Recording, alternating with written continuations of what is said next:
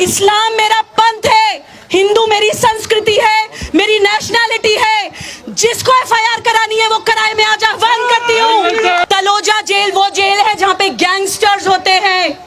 कोई बड़ी बात नहीं है कि थोड़ी देर के बाद हमारे पास ये मैसेज आए कि अर्नब की तो गैंगस्टर से मुठभेड़ हो गई, अर्नब तो मारा गया, अर्नब गोस्वामी इज नो मोर। क्या हम ये सुनना चाहते हैं? नहीं। आतंकवादियों की तरह, अपराधियों की तरह, गैंगस्टर्स की तरह पकड़ के लेकर गई है। जब मैंने वो दृश्य देखा तो सबसे पहले ये सोचा कि क्यों अर्नब की गिरफ्तारी हुई है। मुझे ये पता चला कि वो गिरफ्तारी अर्नब का कोई पुराना केस खुलावा कर महाराष्ट्र सरकार ने करी है, और वो पुराना केस भी बिना कोर्ट की परमिशन के खुला था। सबसे पहले तो मैं आप लोगों से यह आह्वान करती हूँ कि उस केस में अर्नब के खिलाफ अगर ये प्रूव होगा कि वो दोषी था तो बिल्कुल जुडिशरी उसको सजा दे, हम उसके साथ हैं। हम अपने जुडिशरी के खिलाफ नहीं हैं, लेकिन हम लोग बार बार ये सवाल कर रहे हैं कि जिस तरह से अर्नब को गिरफ्तार किया महाराष्ट्र सरकार ने, उसके पीछे वजह बिल्कुल क्लियर है। अर्नब ने आवाज उठाई पालघर के साधुओं की, अर्नब ने आवाज उठाई सुशांत सिंह राजपूत के अनटाइमली डिवाइस की। वो सुसाइड था या मर्डर था वो जब भी प्रूव होगा, लेकिन पत्रकारिता करी अर्नब ने। अर्नब ने आवाज उठाई राष्ट्रवाद की, अर्नब ने आवाज उठाई हिंदू संस्कृति की। और हिंदू कोई धर्म नहीं है। जिसको मेरे खिलाफ एफआईआर करानी हो इस स्पीच के बाद, वो ये समझ ले, Hindu is a national identity. Hindustan में रहने वाला हर इंसान हिंदू है। मैं सुबुई खान होते हुए भी हिंदू हूँ। इस्लाम मेरा पंथ है, हिंदू मेरी संस्कृति है, मेरी नेशनैलिटी है। जिसको एफआईआर करानी है वो कराए, मैं आज आह्वान करती हूँ। कोर्ट में प्रूव करूंगी मैं इस बात को कि मैं हिंदू हूँ। आज मैं आप लोगों से ये बोलने के लिए खड़ा हुई हूँ कि अर्नब को तलोजा जेल ले जाया गया है। अभी तलोजा जेल वो जेल है जहाँ पे गैंगस्टर्स होते हैं। कोई बड़ी बात नहीं है कि थोड़ी देर के बाद हमारे पास ये मैसेज आए कि अर्नब की तो गैंगस्टर से मुठभेड़ हो गई, अर्नब तो मारा गया, अर्नब गोस्वामी इज नो मोर। क्या हम ये सुनना चाहते हैं? नहीं। अगर ये खबर हम तक आई तो क्या देश के 135 करोड़ लोगों का मनोबल टूटेगा या नहीं? अगर हमने आज आवाज नहीं उठाई तो हमारे भारत का मनोबल टूटेगा। हम लोगों को एक होना है। और मैं आपको बताती हूँ कि हमें यहाँ पे सॉल्यूशन कौन दे सकता है।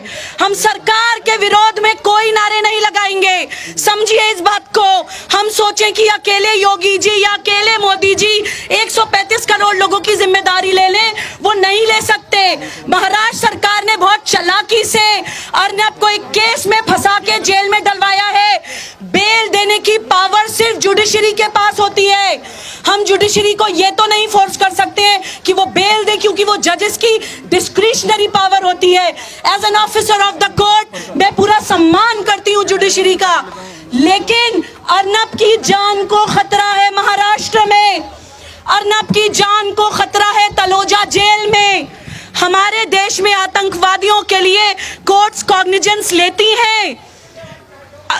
हमारे देश में जब भी कोर्ट्स के सामने ये सवाल आता है कि कॉग्निजेंस लेनी चाहिए, कोई ह्यूमन राइट वायलेशन तो नहीं हो रहा, तो कोर्ट्स कॉग्निजेंस लेती हैं। इवन आतंकवादियों के खिलाफ, अपराधियों के खिलाफ भी लेती हैं, क्योंकि कोर्ट का एक प्रिंसिपल होता है कि चाहे 100 अपराधी बच जाएं, लेकिन एक बेगुनाह नहीं मारा जाना चाहिए। ये हमारा सनातन धर्म भी कहता है, ये हमारी कोर्ट्स भी कहती हैं। उस चीज का हम सम्मान करते हैं। वही ह्यूमन राइट वायलेशन आज अर्नब के साथ हो रहा है। हम यहाँ पे 135 करोड़ लोग ज्यादा से ज्यादा तादाद में जमा होकर अर्नब के लिए अपना समर्थन दिखाएं। ये कोई सरकार के खिलाफ प्रदर्शन नहीं है। हम हमेशा योगी जी, मोदी जी से उम्मीद करते हैं कि वो अकेले ही हमारे लिए सब कर दें। हम कभी उनकी ताकत नहीं बनते हैं। नागरिकता कानून के विरोध में सारी भारत विरोधी मानसिकताएं सड़कों पे उतर गई थी, लेकिन अपनी सरकार के समर्थन में हम लोग 1000 लोग भी जमा नहीं हो पाए थे। ये हमारी भी गलती है। इसको प्लीज जानिए, इसको मनन करिए। अर्नब के केस में सरकार के हाथ बंधे हुए हैं। सरकार आपकी मदद तब तक नहीं कर सकती जब तक आप खुद अपनी मदद ना करें। अगर आपको सरकार से महाराष्ट्र में प्रेसिडेंट रूल लगवाना है तो प्रेसिडेंट रूल लगने का एक लीगल प्रोसेस होता है। एक अर्नब के केस पे सरकार प्रेसिडेंट रूल लीगली नहीं लगा सकती। महाराष्ट्र में जाके अपना विरोध अगर हम दर्ज कराएं, अगर सरकार को लगे कि महाराष्ट्र में लॉ एंड ऑर्डर सिचुएशन खराब हो गई है या महाराष्ट्र की एक स्टेट की सिक्योरिटी थ्रेटेंड है या अनकॉन्स्टिट्यूशनल वहां पे काम हो रहा है, सरकार गैर संवैधानिक वे में काम कर रही है, तो हमारे प्रेसिडेंट रूल लगा सकते हैं। महाराष्ट्र के गवर्नर की रिकमेंडेशन पे भी लगा सकते हैं और हमारे ऑनरेबल प्रेसिडेंट अपने काउंसिल ऑफ मिनिस्टर्स की रिकमेंडेशन पे भी लगा सकते हैं। लेकिन हम कम से कम वो समर्थन तो दिखाएं, हम कम से कम सरकार को ये तो दिखाएं कि हाँ, आप तो हमारे ध्वजवाहक हैं ही। हमारे उत्तर प्रदेश में योगी जी और हमारे केंद्र में मोदी जी हमारी भारतीय संस्कृति के ध्वजवाहक हैं, लेकिन हमें उनकी ताकत बनना है।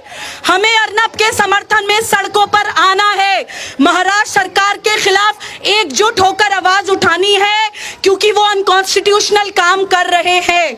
यहाँ पे हाथ अगर नहीं बंधे हैं तो वो है जुडिशरी के। हम यहाँ पे ज्यादा से ज्यादा लोग अर्नब के समर्थन में खड़े होकर जुडिशरी से ये अपील कर रहे हैं, ये अनुरोध कर रहे हैं कि आप कॉग्निजेंस लीजिए, अर्नब को तलोजा जेल से तुरंत निकालकर दिल्ली शिफ्ट किया जाए। अर्नब का सारा ट्रायल, जो भी इन्वेस्टिगेशन होनी है, केस पे जो भी होना है, आप कानून के दायरे में दिल्ली में करवाइए। महाराष्ट्र में अर्नब सुरक्षित नहीं है। ये आवाज हम लोग जब एकजुट होकर उठाएंगे तभी हमारी आवाज सुनी जाएगी। मेरा यही आह्वान है। मैं शाम को 4 बजे तक दिल्ली के जंतर मंतर पे 8 नवंबर 2020 को खड़ी हूं। यहाँ पे सैकड़ों की तादाद में मेरे साथ लोग खड़े हैं। हम अर्नब के साथ हैं। हम अपनी कोर्ट से यह आह्वान करते हैं, ये अनुरोध करते हैं, ये अपील करते हैं, ये रिक्वेस्ट करते हैं कि सुओ मोटो कॉग्निजेंस लीजिए, अर्नब को तुरंत दिल्ली शिफ्ट किया जाए। ये पूरे देश की आवाज है। हम यहाँ पर पीसफुल प्रोटेस्ट कर रहे हैं, पीसफुल समर्थन कर रहे हैं। अर्नब को तुरंत दिल्ली शिफ्ट किया जाए। अगर आज नहीं तो कभी नहीं, आज नहीं तो कभी नहीं। ये मेरा आह्वान है देश के लोगों से। उसको एक गाड़ी के अंदर काला कपड़ा डाल के ले जाया जा रहा है। उसने बोला मेरी आवाज भारत के लोगों तक पहुंचे। अर्नब ने पूछता है भारत में 135 करोड़ लोगों की आवाज उठाई, निडरता से उठाई, बिना किसी डर के उठाई। अब वक्त आ गया है कि 135 करोड़ लोग अर्नब की आवाज उठाएं। आज मैं ये आह्वान करती हूँ इस देश से, अब नहीं तो कभी नहीं। अब हमें डर से आगे आना पड़ेगा, अब हमें डर से आगे आना पड़ेगा। और अब हम ये नारा लगाते हैं, कितने अर्नब मारोगे, कितने अर्नब मारोगे, कितने अर्नब मारोगे, हर घर से अर्नब निकलेंगे, कितने अर्नब मारोगे, हर घर से अर्नब निकलेंगे। जय हिंद, वंदे मातरम। भारत माता की। समझना चाहिए कि इस देश के लोग के लिए जो आवाज उठाने वाले, एक छोटा सा केस हुआ था अभी महाराष्ट्र के अंदर। एक नेवी ऑफिसर ने एक कार्टून को रीट्वीट कर दिया था, उसको निकाल कर कितना पीटा गया वो आप सब जानते हैं, और किसी ने उसकी आवाज उठाई। क्या हुआ उसके साथ? अर्नब वो आवाज है जो इस देश में जो गलत हो रहा है उसके खिलाफ आवाज उठाने वाला व्यक्तित्व है। आज आवश्यकता है, बड़ी मुश्किल से ऐसे लोग निकल के आते हैं। आज उन्होंने आवाज उठाई उन संतों की हत्या के ऊपर, उन्होंने आवाज उठाई एक ऐसे कामगार के ऊपर कि जो अपने काम के बल पर सुशांत आगे पहुंचा, उसकी हत्या कर दी गई। और उन नामदार लोगों ने, वंश परंपरा के लोगों ने जिस प्रकार से इन कामगारों पर, यानी हम सब पर हमला किया है, आज समय है उसका साथ देने का। आप सब साथ देंगे? बिल्कुल साथ देंगे। आप आवाज उठाएं। मैं कह रहा हूं सोशल मीडिया आपके हाथ में, ये फोन आपके हाथ में है। हर रोज एक ट्वीट करें और भेजें। मैं कह रहा हूं एक ऐसा आंदोलन बनेगा, नहीं आवश्यकता इस कोविड काल में घर से बहुत दूर जाने की। केवल सोशल मीडिया के द्वारा थोड़ी सी आवाज उठाकर आप अर्नब का साथ दे सकते हैं। अर्नब का साथ देने का मतलब इस गणतंत्र को, इस जनतंत्र को, इस प्रजातंत्र को सशक्त करना है। प्रजातंत्र के ये रक्षक जो सामने खड़े हैं हमारे, ये पत्रकार भाई जो सामने खड़े हैं, किसी मीडिया के लिए नहीं भागते, एक बाइट के लिए नहीं भागते, नौकरी के लिए नहीं भागते, ये इस देश की आवाज उठाने के लिए, अन्याय के खिलाफ आवाज उठाने के लिए भागते। अर्नब अन्याय के खिलाफ आवाज उठा रहे थे, हमारी आवाज उन बहरे कानों तक पहुंचा रहे थे। आज आवश्यकता है हम सबको उनका साथ देना चाहिए, नहीं तो देर होगी। और आशा करता हूं आप सब लोग उनका साथ देंगे। सुबुई खान जिस प्रकार कार्य कर रही हैं उनके साथ कार्य करेंगे। ये भी दोनों मातरम